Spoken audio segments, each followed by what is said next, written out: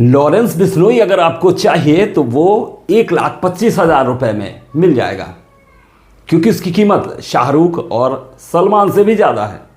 सुनकर आप चौंक गए होंगे, लेकिन यह सच्चाई है, क्योंकि लॉरेंस बिश्नोई चित्रकूट के अन्नकूट से मंदाकिनी नदी के किनारे ऐतिहासिक गधा मेले में मिल रहा है। दरअसल धार्मिक नगरी चित्रकूट में दीपदान मेले के दूसरे दिन अन्नकूट से मंदाकिनी नदी के किनारे गधों का ऐतिहासिक मेला लगता है और यह मेला मुगल शासन काल से चला आ रहा है। इस मेले में मध्य प्रदेश सहित उत्तर प्रदेश सहित अलग अलग राज्यों से गधों और खच्चरों के व्यापारी इन्हें बेचने और खरीदने के लिए आते हैं। गधों का ये मेला मुगल शासक औरंगजेब के ज़माने से लगता चला आ रहा है। तब से अब तक यहाँ गधों के मेले की रौनक हर साल बिखरती है।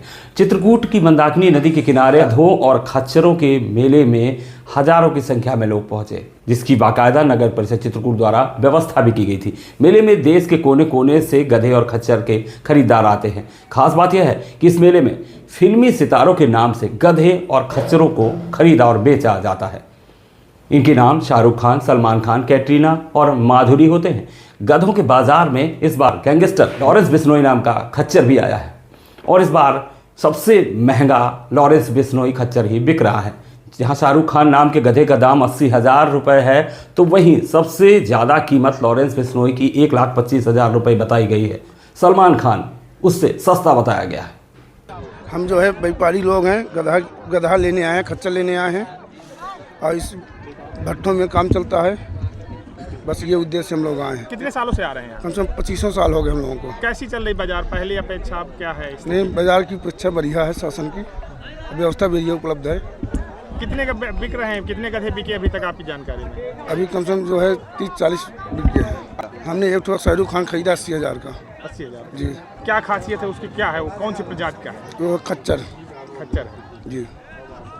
मंदाकिनी नदी के किनारे लगने वाले इस मेले की परंपरा बहुत पुरानी है। इस मेले की शुरुआत मुगल शासक औरंगजेब द्वारा की गई थी।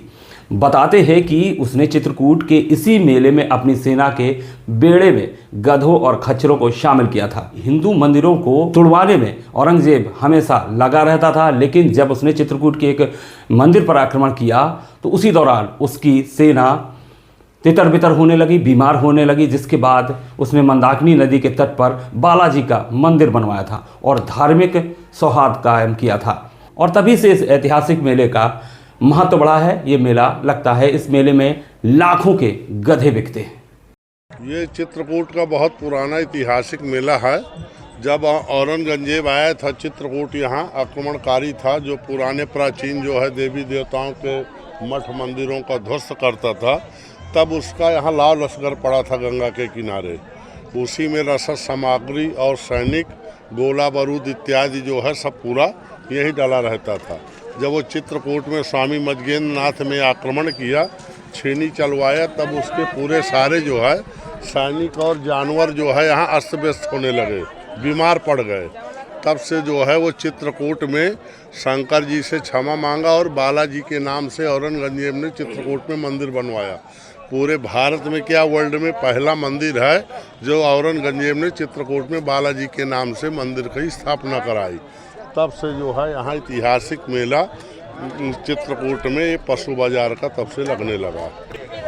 इस बार जो है शाहरुख खान आया है और सलमान खान, उसका एक दुश्मन भी आ गया है लॉरेंस बिश्नोई। कीमत तो जो है सलमान खान की जो है करीबन 85,000 और लॉरेंस बिश्नोई की 1,25 और सलमान की जो है 75,000। पिट गया इस साल। रमेश पांडे। वहीं प्रशासन का यह कहना है कि मेले की सारी व्यवस्थाएं सुचारू रूप से की जाती हैं। ये प्राचीन काल से मेला चलता आ रहा है, लगभग मध्यकाल से, और काफ़ी ऐतिहासिक मेला है जो दीपावली के एक दिन बाद होता है। इसमें क्या है कि जो नगर परिषद की तरफ से व्यवस्थाएं की गई, साफ़ सफाई हमने पहले ही करा दी थी। यहाँ पे इसको मैदान को तैयार किया गया है और यहाँ पीने के पानी के लिए टैंकर और टेंट लगाया गया है। आगामी भविष्य में ये रहेगा कि यहाँ पे अस्थायी शौचालय की व्यवस्था की जाए और हमारा प्रयास रहेगा कि इन लोगों के लिए ज़मीन की व्यवस्था हो सके ताकि ये मेला हमारा जो प्राचीन काल से चलता आ रहा है वो व्यवस्थित तरीके से। हालांकि सच्चाई तो यह है कि प्राचीन काल से चली आ रही परंपरा सुविधाओं के अभाव में अब लगभग खात्मे की कगार पर है। नदी के किनारे भीषण गंदगी के बीच लगने वाले इस मेले में व्यापारियों को न तो पीने का पानी मुहैया होता है और न ही छाया की कोई सुविधा। 2 दिवसीय गधे मेले में सुरक्षा के नाम पर होमगार्ड के जवान भी नजर नहीं आते। व्यापारियों के जानवर बिके न बिके, ठेकेदार उनसे पैसे वसूल ही लेते। ऐसे हालत में यह ऐतिहासिक गधा मेला अपना अस्तित्व खोता चला जा रहा है। इस खबर में इतना ही। लगातार खबरों से अपडेट बने रहने के लिए जुड़े रहें स्टेट टुडे मध्य प्रदेश छत्तीसगढ़ के साथ। नमस्कार।